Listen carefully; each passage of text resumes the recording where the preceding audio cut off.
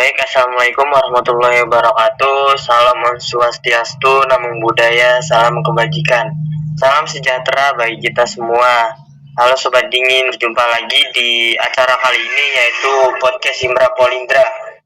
Perkenalan terlebih dahulu, saya Ridwan Maulana Ihsan dari pengurus Himra Polindra.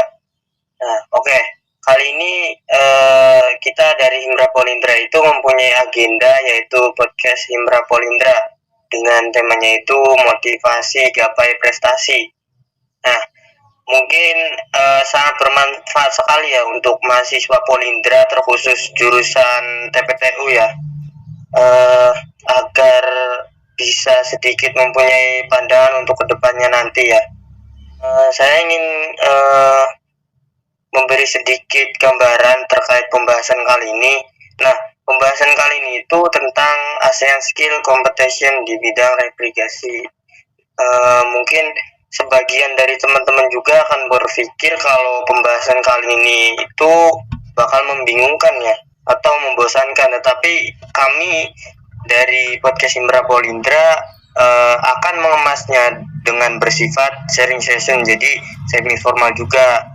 Kemudian tenang saja, untuk pembahasan kali ini kita akan ditemani oleh seorang yang sudah bisa dibilang akan mewakili Indonesia nanti ya di ajang ASEAN nanti. Baik, sebelum berbicara lebih jauh, alangkah baiknya kita berkenalan terlebih dahulu atau menyapa terlebih dahulu tamu undangan kita yang sudah menyempatkan waktunya juga untuk bisa berbincang-bincang mengenai ajang ASEAN di bidang replikasi ya. Saya ingin sedikit menyapa terlebih dahulu tamu undangan kita yaitu Mas Rizky. Assalamualaikum Mas. Halo, waalaikumsalam Mas Ridwan. Mungkin bisa perkenalan diri dan memaparkan pengalaman mengenai latar belakang bidang replikasinya Mas. Enggak Mas? Baik, terima kasih atas waktunya. Perkenalkan, nama saya Rizky Syarif Pamungkas dari kelas TP3A dan saya pengurus Himra Angkatan 13. Mengenai latar belakang ASC itu, ASC merupakan sebuah kompetisi keterampilan tingkat ASEAN ya, atau kepanjangan ASC itu ASEAN Skill Competition, yang biasanya dilaksanakan pada 2 tahun sekali dan diikuti kurang lebih itu 10 negara di Asia Tenggara. Kompetisi ini pertama kali diselenggarakan itu setahu saya pada tahun 1995 di Malaysia dengan rapat 10 menteri dari berbagai negara itu, dan pada akhirnya dideklarasikan pada bulan Mei tahun 1996 di Singapura. Setiap pelaksanaannya ASC itu mempunyai diselenggarakan secara bergiliran tuan rumahnya gitu. Dan informasi terakhir yang saya dengar itu kemarin pada tahun 2018 itu pada ajang ASC yang ke-12 itu diselenggarakan di Thailand. Dan pada periode sekarang ini angkatan saya itu akan dilaksanakan di Singapura itu ASC yang ke-13. Untuk jumlah bidangnya itu yang dilombakan di ASC itu kurang lebih sekitar 26 kejuruan lah. Dan itu pastinya untuk mewakili atau mengikuti lomba ASC itu banyak proses yang harus dilewati gitu. Pada rekam jejak Indonesia itu pada ajang ASC sendiri terbukti pada ajang ASC sebelumnya di Bangkok itu prestasi Indonesia bukan dilakukan lagi, berhasil membawa 13 medali emas terus 6 perak, 8 medali perunggu, dan 7 diploma. Dan pada waktu itu berhasil menduduki urutan kedua. Nah, untuk Indonesia menentukan kompetitor itu dilaksanakan dari berbagai tahap, dan diantaranya itu yang pertama selekda, itu merupakan jalur umum. Kan ada 2 jalur tuh, antara jalur LKS dan jalur umum. Nah, jalur umum itu melalui selekda, terus melalui seleknas, dan biasanya yang perwakilan LKS itu langsung masuk ke seleknas itu, diundang, mempunyai akses yang lebih lah, akses istimewa untuk mengikuti seleknas. Dan ASC ini di Indonesia dinaungi oleh Kementerian Ketenagakerjaan. Nah, itu banyak fasilitas yang diberikan oleh Kementerian Ketenagakerjaan untuk menaungi ajang ini, dan bisa dibilang Indonesia cukup mempersiapkan lah anak-anak bangsa untuk menggali potensinya lagi di ajang ASC. Nah, itu sedikit yang saya tahu ya tentang latar belakang ASC itu untuk mengikuti atau untuk menjadi kompetitor itu banyak proses yang harus dilewati gitu.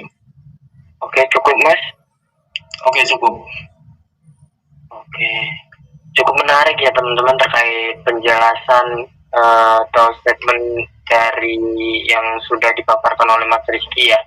Mungkin itu sekedar pengenalan tamu undangan dan sekedar yang sedikit pandangan terkait ASC tersebut.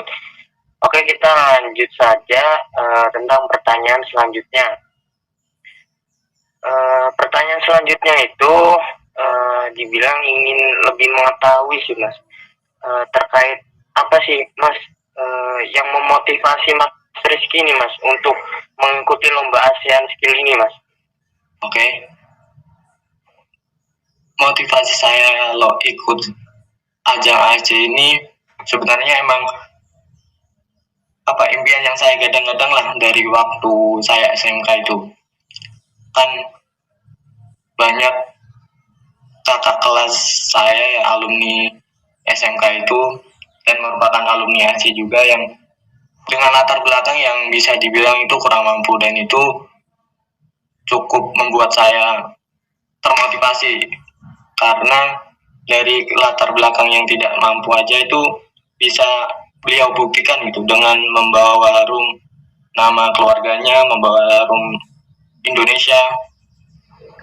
Nah, itu saya melihat dan saya dengar dari berbagai cerita guru lah, dan itu cukup membuat saya termotivasi untuk mengikuti ASC ini, karena ya itu terlebih dari dorongan keluarga saya yang saya itu dari latar belakang yang kurang mampu gitu kan. Nah, itu saya ingin membuktikan bahwa saya pun bisa gitu, dari orang yang kurang mampu bisa membawa harum nama keluarga gitu. Dan menurut saya ajang ASC ini ya bukan ajang yang untuk disepelekan gitu, karena semoga saja dengan saya mengikuti ASC ini, dengan motivasi saya sendiri, dengan tekad saya sendiri, bisa menjadi sebuah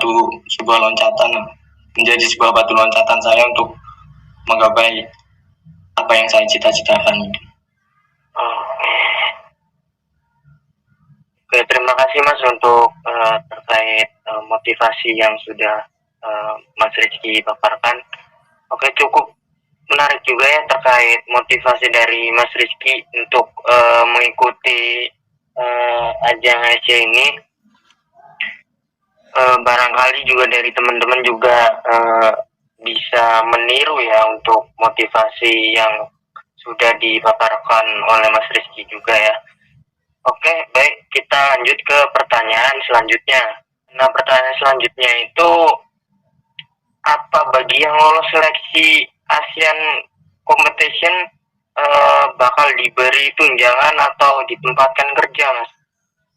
Boleh sih, boleh. Nah, untuk diberi apa sih kita dari pemerintahan, misal kita berhasil yang pertama itu lolos seleksi, itu banyak sekali sih fasilitas yang diberikan oleh pemerintahan ya untuk menunjang atau untuk membentuk kualitas anak bangsa itu, untuk mempersiapkan di ASC itu banyak sekali lah, dari uang pembinaan, terus ya fasilitas hidup lah untuk sebagai seorang calon kompetitor itu sudah selayaknya ya, fasilitasnya memadai gitu. Dan untuk apakah diberi pekerjaan itu belum tentu, karena untuk seleksi nasional itu merupakan ya baru langkah awal lah, baru bisa dibilang baru 15% gitu.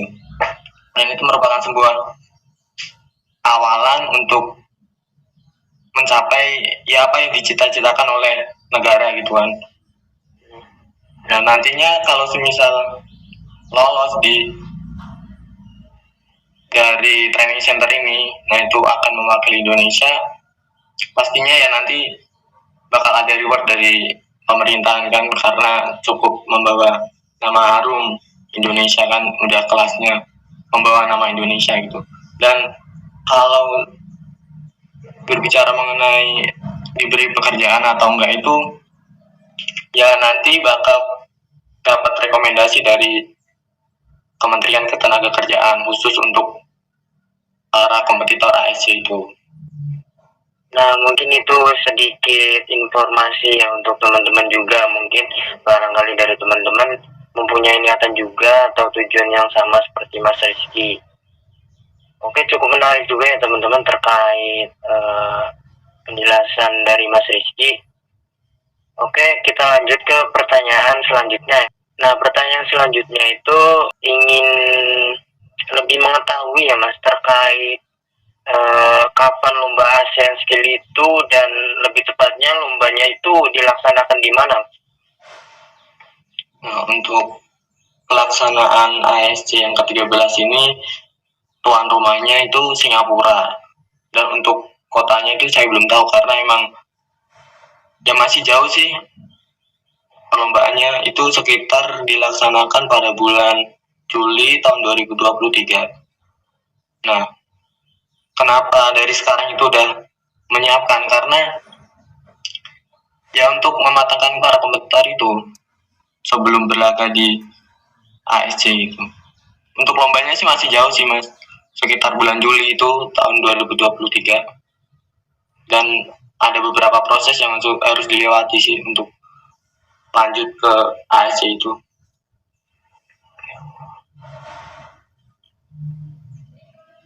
Oke, terima kasih Mas untuk informasinya seputar ASC tadi. Oke, kita langsung saja ya Mas terkait pertanyaan selanjutnya. Nah, pertanyaan selanjutnya itu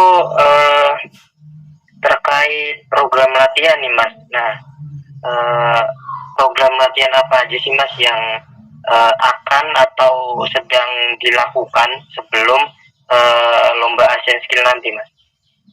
Untuk program yang dilaksanakan itu untuk mempersiapkan ASC ada 2 tahap, yaitu yang namanya training center tahap 1 dan training center tahap 2. Dan sekarang ini saya lagi di proses tahap 1 training center itu dilaksanakan dimulai pada bulan 26 September kemarin itu sampai dengan 23 Desember nanti. Nah itu di dalamnya banyak aspek lah yang harus dilatih gitu, dari fisik, terus potensi akademiknya, terus ya skill-skill yang memang ada prosedur dengan standar yang tinggi gitu. Jadi bukan dilatih mengenai ya di projectnya aja, tapi banyak yang standar harus kita ketahui untuk ya berlaga di ASC itu. Lebih tepatnya sih pematangan diri, pematangan materi itu kan tahap 1 itu. Dan untuk yang tahap 2 itu nanti bakal dilaksanakan kurang lebih sekitar pertengahan Januari. Itu training center tahap 2, dan di dalamnya itu nanti ada program pelatihan semi militer itu. Jadi nanti expert dan kompetitor itu bakal dilatih langsung dari TNI. Nah, itu dilaksanakan sekitar 3 hari lah, 3 hari sampai 5 hari. Nah, itu banyak kegiatan sih, sama dengan halnya ya outbound gitu, cuman ya emang ada pressure tersendiri gitu kan, dari semua kompetitor seluruh Indonesia itu dijadikan satu ke satu tempat ya berlatih semi militer. Kan sekarang kan Indonesia itu maju 16 kejuruan, nah itu dibagi nih berbagai tempat. Nah, sekarang kan saya bidang referee itu ditempatkan di Bekasi, dan nanti semisal pelatihan semi militer digabungkan jadi satu semua untuk melaksanakan program tersebut. Lalu yang kedua itu ada pelatihan bahasa Inggris. Kan yang namanya kita ini atau ASC ini lomba tingkat internasional lah ya, bisa dibilang tuh. Nah, itu butuh persiapan juga untuk melatih komunikasi dengan bahasa Inggris itu. Karena kan tidak mungkin kan kita masih belum bisa bahasa Inggris, sedangkan ya dari berbagai negara gitu kan, expertnya, jurinya itu juga dari negara lain, itu bukan dari orang Indonesia. Jadi kompetitor harus bisa komunikasi dengan expert yang menjuri dengan bahasa Inggris itu. Dan soal dan kisi-kisi pun oleh bahasa Inggris, jadi ada tahap pelatihan bahasa Inggris kurang lebih dilaksanakan 1-2 bulan sih. Dan selanjutnya itu yaitu pematangan hard skill lagi sih, lebih ke projectnya gitu, project apa yang nanti akan dibuat itu dilatih, benar-benar dilatih dari fisiknya lah, untuk menunjang pembuatan project itu. Karena ya bidang referee ini menurut saya sendiri itu fisik yang paling tinggi lah taruhannya gitu. Kita berdiri selama 8 jam untuk menyelesaikan proyek tersebut gitu. Itu mas, untuk apa ya, program yang akan dilaksanakan dan disiapkan untuk melaksanakan ASC itu. Oke, terima kasih mas atas informasinya. Oke, cukup menarik juga ya teman-teman terkait persiapan lomba nantinya. Ada persiapan fisik dan persiapan ada banyak persiapan juga ya untuk mengikuti lomba nantinya. Oke, mungkin bisa kita lanjut saja terkait pertanyaan berikutnya. Nah, pertanyaan berikutnya itu terkait strategi apa sih mas yang Mas Rizky gunakan mas untuk mempertahankan semangat sehingga sampai ke titik ASEAN nanti mas? Ya, untuk strategi sih ya aku melaksanakan hidupku tuh atas dasar ya aku sih dari mana sih, keluarga yang biasa-biasa aja gitu kan. Ya artinya aku harus bisa ya bawa nama harum keluarga lah intinya. Sebelum ke Indonesia itu aku punya dasar, aku harus bisa merubah ya nasib keluarga aku gitu kan, bisa menaikkan derajat keluarga aku. Nah, itu yang menjadi dasar saya untuk mempertahankan ya semangat saya itu. Dan pada intinya harus tetap fokus sih, apa yang udah saya target itu ya harus saya capai gitu kan. Nah, untuk strategi apa ya, strategi itu ya variatif sih.